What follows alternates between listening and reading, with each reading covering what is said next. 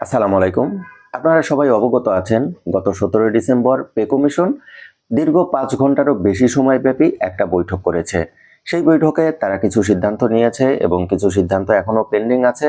তো বন্ধুরা, আজকের ভিডিওতে আমি আলোচনা করার চেষ্টা করব সেই বৈঠকের মাধ্যমে তারা কোন কোন সিদ্ধান্ত চূড়ান্ত করেছে এবং চূড়ান্ত বেতন কাঠামো কবে নাগাদ তারা প্রদান করতে পারে।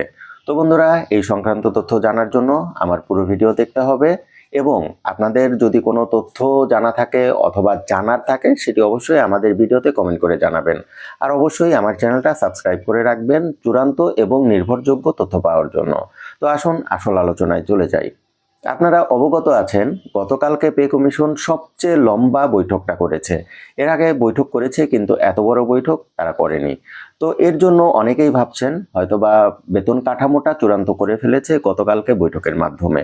তো আপনাদের অবগতির জন্য জানাচ্ছি এই কথাটা মোটেও সত্য নয়। পে কমিশন এখনো চূড়ান্ত বেতন কাঠামোটা একদম চূড়ান্ত করেনি। তাদের আরও ৩টা বৈঠক হওয়ার কথা। ৩টা বৈঠক হবে এমন কিছু ফিক্সড নয়, আরও তারা ৩টা বৈঠকের জন্য সময় নির্ধারণ করে রেখেছে। এখন কেন এই ৩টা বৈঠকের প্রয়োজন হলো? কেন ৫ ঘন্টা বৈঠক করার পরেও তারা বেতন কাঠামোটা চূড়ান্ত করতে পারলো না? দেখুন, পে স্কেল মাননীয় অর্থ উপদেষ্টা বরাবরই বলেছেন যে পে স্কেল একটা বড় একটা ব্যাপার। এখানে ৩-৪টা সংগঠনের সাথে এই বেতন কাঠামোটা জড়িত। যেমন বেসামরিক বাহিনী, সামরিক বাহিনী, তারপরে জুডিশিয়ারি, এই এমন ৩-৪টা বাহিনী আছে যাদের বেতন কাঠামো একসাথে চূড়ান্ত করতে হয়। এবং এইবারের পে স্কেলটা একটু ডিফারেন্ট। কোন কোন উৎস থেকে টাকা আসবে সেটিও পে কমিশন তারা এখানে সাজেস্ট করবে। এখন দেখুন, এত বড় একটা ব্যাপার, সেটি একটা চূড়ান্ত বৈঠকের মাধ্যমে সেটি চূড়ান্ত করাটা কোনোভাবেই সম্ভব নয়। এই কারণেই পে কমিশনের বরাত দিয়ে বিভিন্ন পত্রিকা অলরেডি কিন্তু নিউজ করে ফেলেছে যে তারা কিছু কিছু বিষয়ে মতানৈক্যে পৌঁছেছে, কিছু কিছু বিষয়ে কারেকশন করার প্রয়োজনীয়তা দেখা দিয়েছে। আসলে চূড়ান্ত বৈঠকগুলো হয় এইভাবেই। চূড়ান্ত বৈঠক মানে এই নয় যে একটা বৈঠকের মাধ্যমেই সবকিছু চূড়ান্ত হয়ে যাবে। যখন তারা ফাইনাল করতে বসেছে তখন দেখেছে যে কিছু কিছু জায়গায় এখনো কিছুটা কারেকশন দরকার। তার মানে এই নয় যে এই কারেকশনগুলো অনেক সময় সাপেক্ষ বিষয়। সেই বৈঠকের মাধ্যমেই আসলে তারা সিদ্ধান্ত নিয়ে ফেলেছে কোন জায়গাটাতে কতটুকু কারেকশন করা দরকার। তো তারা যে পরবর্তীতে আরও ৩টা বৈঠকের কথা বলেছে, আপনারা ইতিমধ্যে বিভিন্ন পত্রিকা মাধ্যম জেনে গিয়েছেন। এখন সেই বৈঠকের প্রয়োজনীয়তা কি? সেই বৈঠকের প্রয়োজনীয়তা আছে। তারা এই বৈঠকগুলো খুব দ্রুততম সময়ের মধ্যেই করে ফেলবে এবং এই পে স্কেলে মানে আপনারা তো অবগত আছেন যে পে স্কেলটা অনেক বড় বিষয়, কেননা এখানে ৩টা সংগঠনের বেতন কাঠামো জড়িত। সেই জন্য তারা ধাপে ধাপে এই কাজগুলো করছে।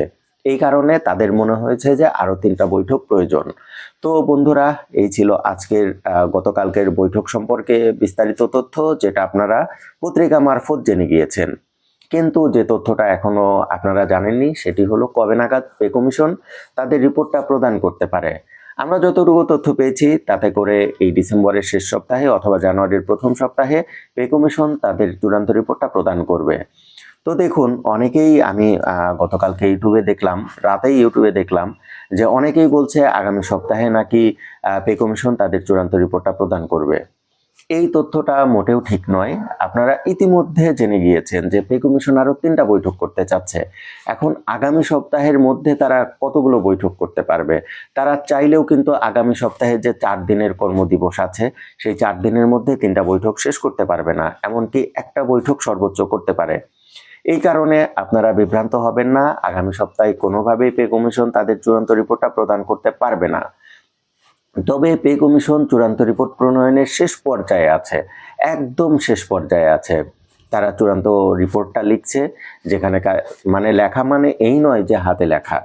তাদের ফরম্যাটটা দাঁড় করানো আছে, সেই ফরম্যাটে যেখানে যেখানে কারেকশন প্রয়োজন হচ্ছে তারা সেখানে সেখানে জাস্ট কারেকশন করে দিচ্ছে।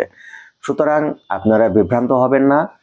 বিভিন্ন চ্যানেল, বিভিন্ন নিউজ, তারা যেভাবে নিউজ করে করুক, আপনারা মোটেও বিভ্রান্ত হবেন না। আপনারা যারা আমার চ্যানেলের নিয়মিত দর্শক তারা আস্থা রাখুন। তারা ডিসেম্বরের শেষ সপ্তাহ অথবা জানুয়ারির প্রথম সপ্তাহ পর্যন্ত অপেক্ষা করুন। এই সময় পর্যন্ত আপনাদের অপেক্ষা করতেই হবে।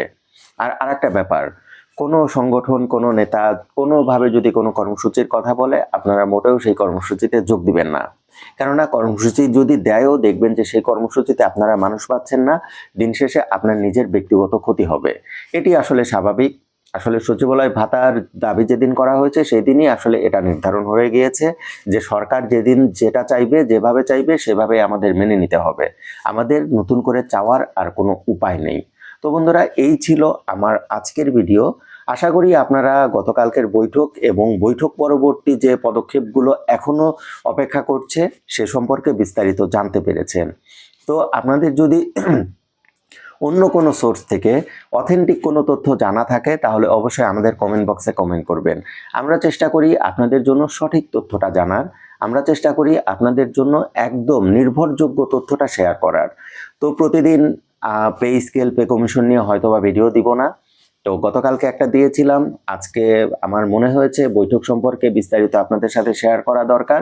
এই কারণেই আপনাদের সাথে এই ভিডিওটা শেয়ার করেছি।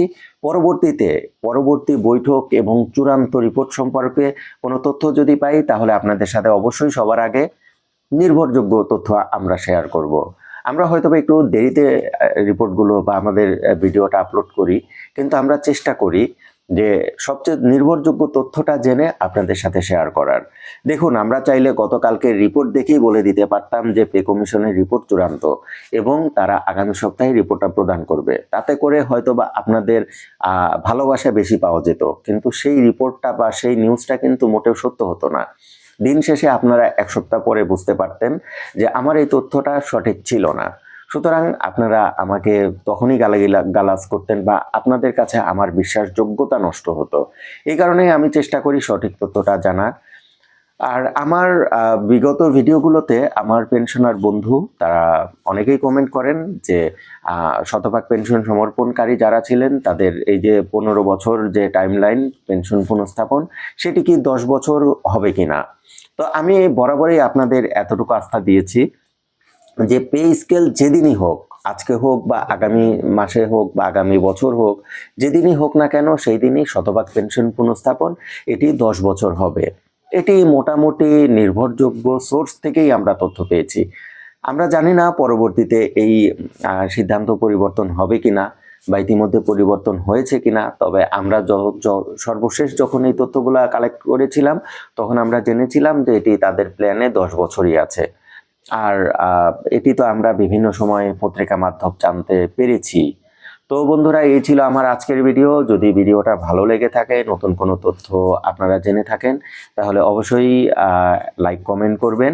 আর আপনাদের মতামত আমাদেরকে আসলে নতুন নতুন তথ্য সংগ্রহের ক্ষেত্রে উৎসাহ প্রদান করে। এই কারণে অবশ্যই আপনারা আপনাদের মতামত আমাদের সাথে শেয়ার করবেন। তো বন্ধুরা, সবাই ভালো থাকবেন, সবার জন্য শুভকামনা। পে স্কেল দ্রুত হোক এই প্রত্যাশা নিয়ে আমি আমার আজকের ভিডিও শেষ করছি। আসসালামু আলাইকুম।